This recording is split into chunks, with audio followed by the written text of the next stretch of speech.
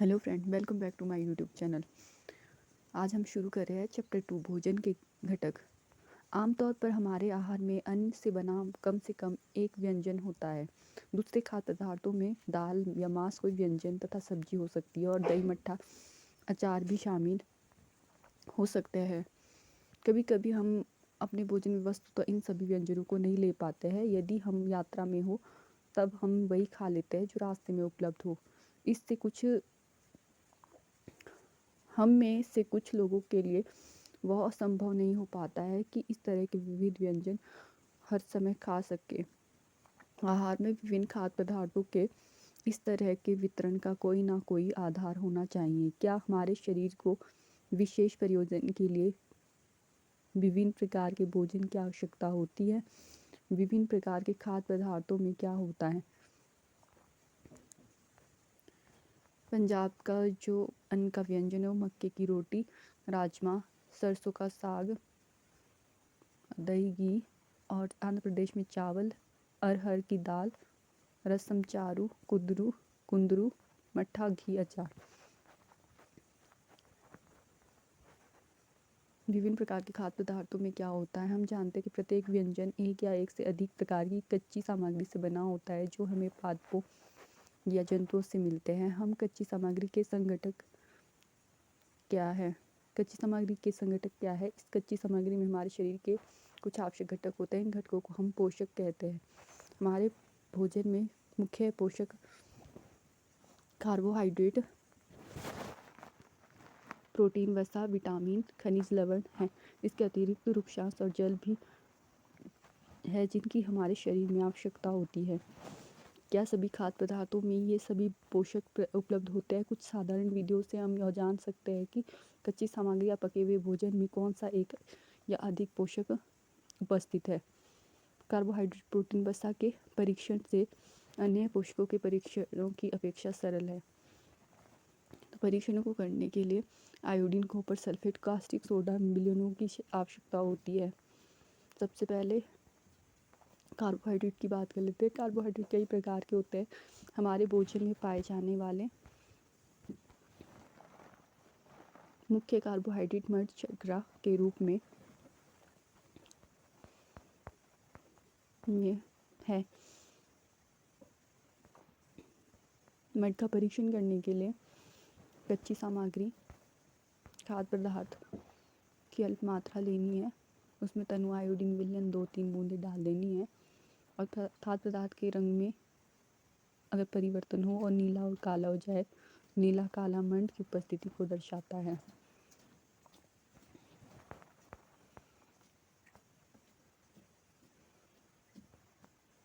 Protein के लिए परीक्षण के लिए खाद्य पदार्थ की थोड़ी मात्रा लेनी है। अगर खाद्य पदार्थ ठोस रूप में है तो उसे उसका पेस्ट बनाना है और पेस्ट बनाकर उसकी 10 बूंद परख नली में डालनी है और 2 बूंद कॉपर सल्फेट की और 2 बूंद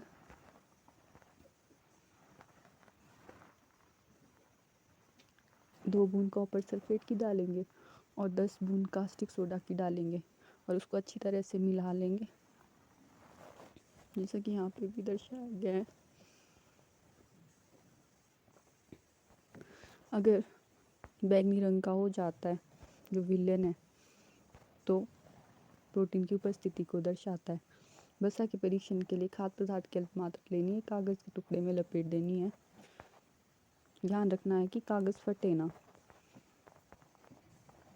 अब अगर उसमें तेल के धब्बे दिखाई दे तो कागज़ को प्रकाश में ले जाना है और धब्बे से होकर धुंधला प्रकाश दिखाई दे तो तेल का धब्बा खाद्य पदार्थ में वसा की उपस्थिति को दर्शाता है।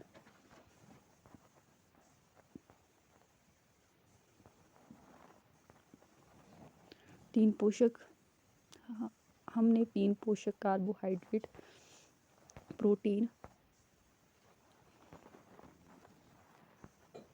वसा के लिए खाद्य पदार्थों का परीक्षण किया था। विटामिन, खनिज लवण जैसे अन्य पोषक तत्व भी खाद्य पदार्थों में उपस्थित रहते हैं। इन सभी पोषकों की हमें क्या आवश्यकता होती है?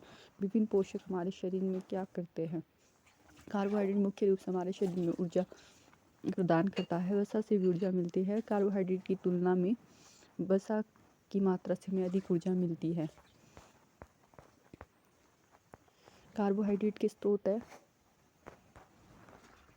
ऊर्जा देने वाले भोजन भी कहा जाता है। कार्बोहाइड्रेट के स्रोत है शकरकंदी, गेहूँ, चावल, बाजरा, आलू, गन्ना, पपीता, तरबूज, आम, मक्का। दूसरे है वसा। वसा के स्रोत है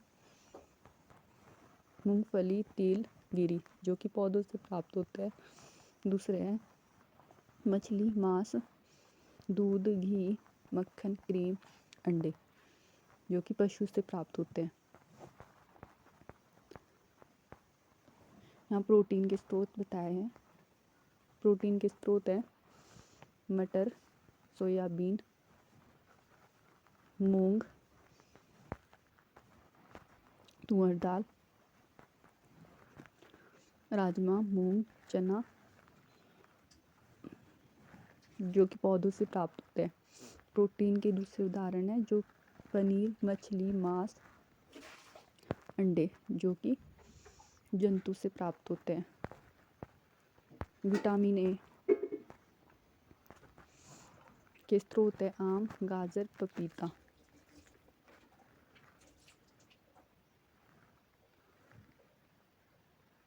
और विटामिन बी यकृत, गेहूँ, चावल। विटामिन सी संतरा, टमाटर, अमरूद, मिर्च, नींबू, आंवला, विटामिन सी के स्रोत हैं। विटामिन डी के स्रोत हैं दूध, मक्खन, अंडे, मछली। प्रोटीन की आवश्यकता शरीर की वृद्धि तथा स्वस्थ रहने के लिए ज़रूरी होती है। प्रोटीन युक्त जो भोजन है को प्राय शरीर वर्धक भोजन भी कहा जाता है। विटामिन रोगों से हमारे शरीर की रक्षा करती है और विटामिन हमारी आँख, अस्थियाँ मतलब हड्डियाँ, दांत और मसूड़ों को स्वस्थ रखने में हमारी सहायता करती है। विटामिन कई प्रकार के होते हैं जिसमें ए, बी, सी, डी, ई के नाम से जाने जाते हैं। विटामिन के समूह को बी कॉम्प्लेक्स भी कहते हैं। हमारे शरीर में कई प्रकार के विटामिन पाए जाते हैं। विटामिन बी के स्रोत गेहूँ, चावल, यकृत है। विटामिन सी के स्रोत संतरा, टमाटर, अमरूद, मिर्च, नींबू, आंवला है। अगर विटामिन की अल्प मात्रा हो जाए तो विटामिन से रोग भी हो जाते हैं। विटामिन की कमी से रोग। विटामिन ए हमारी त्वचा, आँखों को स्वच्छ रखते हैं। विटामिन सी बहुत से रोगों से लड़ने से हमारी मदद करते हैं। डी अस्थियों और दांतों के लिए कैल्शियम का उपयोग करने से हमारे शरीर की सहायता करते हैं। विटामिन से भरपूर भोजन जो चित्र में हमने पढ़ा वो है। हमारे शरीर में सूर्य के प्रकाश की उपस्थिति विटामिन डी बनता है। जो सूर्य के प्रकाश से विटामिन डी बनता है। कोई भी सूर्य के प्रकाश में नहीं इन दिनों कोई भी सूर्य के प्रकाश में नहीं रह पाता है जिससे लोगों में इसकी कमी हो जाती है। आयोडीन के स्रोत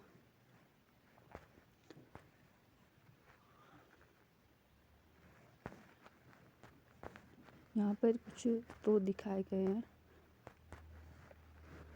कुछ लवणों के स्रोत, कुछ कैल्शियम के, कुछ स्रोत लोहा के स्रोत, फॉस्फोरस के स्रोत और आयोडीन के स्रोत। सारे हमारे शरीर को खनिज लवणों की आवश्यकता अल्प मात्रा में होती है। शरीर के उचित विकास तथा अच्छे स्वास्थ्य के लिए प्रत्येक खनिज लवण आवश्यक है। अधिकांश खाद्य पदार्थों में एक से अधिक पोषक होते हैं जैसा सारणी में दिखाया गया। फिर भी किसी कच्ची सामग्री में एक निश्चित पोषक की मात्रा दूसरे पोषक की मात्रा से अधिक हो जाती है। उदाहरण के लिए चावल में कार्बोहाइड्रेट की मात्रा होती है। चावल कार्बोहाइड्रेट समृद्ध भोजन है। इन पोषकों के अलावा हमारे शरीर को आहारी रेशों, जल की भी आवश्यकता होती है। आहारी रेशे रुक्षांश के नाम से जाने जाते हैं। हमारे खाने में रुक्षांश की पूर्ति मुख्यतः पादप उत्पादों से होती है। रुक्षांश के मुख्य स्रोत साबुत खाद्यान्न, दाल, आलू, ताजे फल और सब्जियां है। रुक्षांश हमारे शरीर को कई पोषक प्रदान नहीं करते हैं, फिर भी यह हमारे भोजन का आवश्यक अवयव है और इसका आयतन बढ़ा देते हैं। रुक्षांश बिना पचे हुए भोजन को बाहर निकालने में हमारी सहायता करते हैं। जल भोजन में उपस्थित पोषक को अवशोषित करने में हमारे शरीर की सहायता करता है। यह कुछ अपशिष्ट पदार्थों जैसे मूत्र और पसीने को शरीर से बाहर निकालने में सहायता करता है। सामान्य तो हमारे शरीर को जितने जल की आवश्यकता होती है वो हमें उन वस्तुओं से प्राप्त होता है जिन्हें हम द्रव रूप में लेते हैं, जैसे कि जल, दूध और चाय आदि। इसके अतिरिक्त हम जो भी भोजन पकाते हैं उसमें भी पानी का प्रयोग किया जाता है। पानी के स्रोत जैसे टमाटर, नींबू जब हम काटते हैं तो उससे पानी निकलता है, तो कुछ पदार्थों में पानी भरपूर मात्रा में होता है और कुछ में कम होता है। इसलिए पदार्थों में जिनमें कम होता है पकाते समय हमें जल डालना पड़ता है। संतुलित आहार सामान्य तो पूरे दिन में जो कुछ भी हम खाते हैं उसे आहार कहते हैं। हमारे शरीर की वृद्धि और अच्छे स्वास्थ्य को बनाए रखने के लिए हमारे आहार में सभी पोषक तत्व उचित मात्रा में होने चाहिए जिनकी हमारे शरीर की को आवश्यकता होती। कोई भी पोषक तत्व ना आवश्यकता से अधिक हो और ना ही कम हो। हमारे आहार में पर्याप्त मात्रा में रुक्षांश और जल भी होना चाहिए। इस प्रकार के आहार को संतुलित भोजन कहते हैं। पोषक तत्व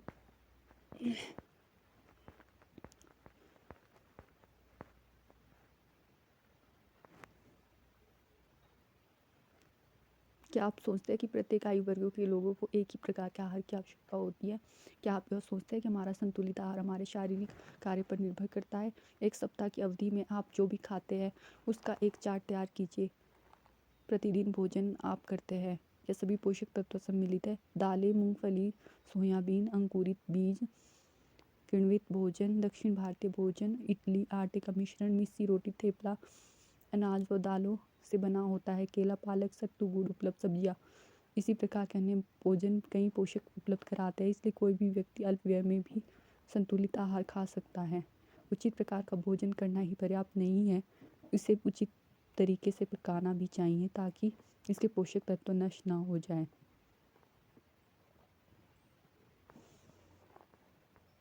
क्या आप जानते पकाते समय पोषक तत्व नष्ट हो जाते हैं? छिलका उतार कर यदि सब्जियों और फलों को धोया जाता है तो यह संभव है कि उनके कुछ विटामिन नष्ट हो जाते हैं। सब्जी और फलों की त्वचा में कई विटामिन और खनिज लवण, चावल और दालों के बार बार धोने से उपस्थित विटामिन और कुछ खनिज लवण अलग हो जाते हैं। हम सभी जानते हैं कि पकाने से भोजन का स्वाद बढ़ता है और इसे पचाने से आसानी है। इसके साथ साथ पकाने में कुछ पोषक तत्वों की हानि भी हो जाती है। यदि भोजन पकाने में अत्यधिक जल का उपयोग किया जाता है तो बाद में इसे फेंक दिया जाता है तो कई लाभप्रदायक प्रोटीन और खनिज लवणों की हानि हो जाती है। पकाने में विटामिन सी आसानी से नष्ट हो जाता है। क्या यह उचित नहीं होगा कि हम अपने आहार में फल और कच्ची सब्जियों को सम्मिलित करें? हर समय वसायुक्त खाना ही सर्वोत्तम भोजन नहीं होता है। एक कटोरी कार्बोहाइड्रेट भोजन की अपेक्षा एक कटोरी वसायुक्त भोजन अधिक ऊर्जा देता है। क्या ऐसा नहीं होता? अतः उसने तली हुई चीज़ें उसने तली हुई चीज़ें, समोसा, पूरी, मलाई, रबड़ी, पेड़ा आदि प्रचुर वसायुक्त भोजन ही खाया, इसके अलावा कुछ नहीं खाया। क्या आप सोचते हैं यह ठीक था? निसंदेह नहीं। यदि अधिक वसायुक्त भोजन खाना हमारे शरीर में जाता है तो हमारे लिए हानिकारक होता है, जिससे मोटापा भी बढ़ता है।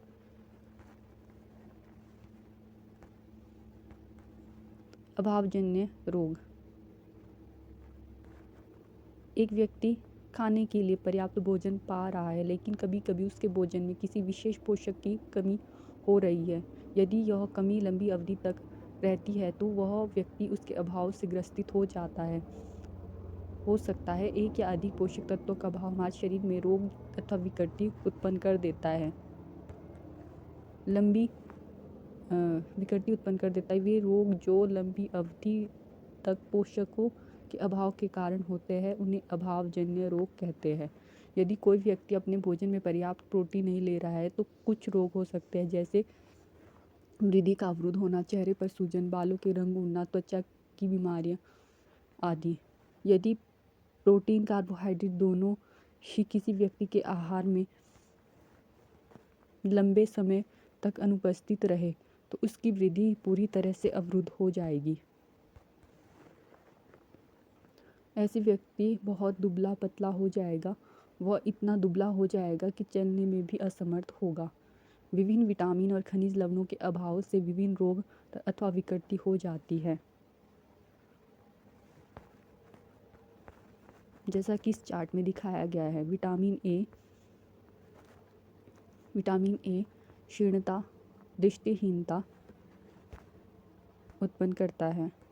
अगर इसकी कमी हो जाए तो कमज़ोर दृष्टि, अंधेरे में कम दिखाई देता, कभी कभी पूरी तरह से दिखाई देना बंद हो जाता। विटामिन बी से बेरी रोग हो जाता है। दुर्बल पेशियाँ हो जाती है और काम करने में ऊर्जा की कमी होती है। विटामिन सी स्कर्वी, मसूड़ों से खून निकलता, घाव भरने में अधिक समय लग जाता है। विटामिन डी रिकेटस, अस्थियों का मुलायम होकर मुड़ जाता है। कैल्शियम की कमी से अस्थियां और दंत क्षय हो जाता है, कमजोर अस्थियां दंत क्षय हो जाती है। आयोडीन की कमी से घेंगा, गर्दन की ग्रंथि का फूल जाना, बच्चों में मानसिक विकलांगता आ जाती है। लोहा की कमी से अरक्तता और कमजोरी आ जाती है। यदि कोई भी व्यक्ति अपने भोजन में पर्याप्त प्रोटीन ना ले तो जैसा कि अभी पढ़ा हमने, वो सारे रोग हो जाते हैं। सभी अभावजन्य रोगों की रोकथाम संतुलित आहार लेने से की जा सकती है। इस अध्याय में हमने स्वयं से यह जानने की कोशिश की है कि विभिन्न क्षेत्रों के भोजन में इतनी अधिक विविधता होते हुए भी आहार में पोषक तत्वों का वितरण सामान्य है। यह वितरण हमारे भोजन में आवश्यक पोषक तत्वों की उपस्थिति सुनिश्चित करता है। यहाँ पे FSI मानकों के अनुसार दृढ़ीकृत खाद्य पदार्थों का लोगो दिया है, जो कि ये है।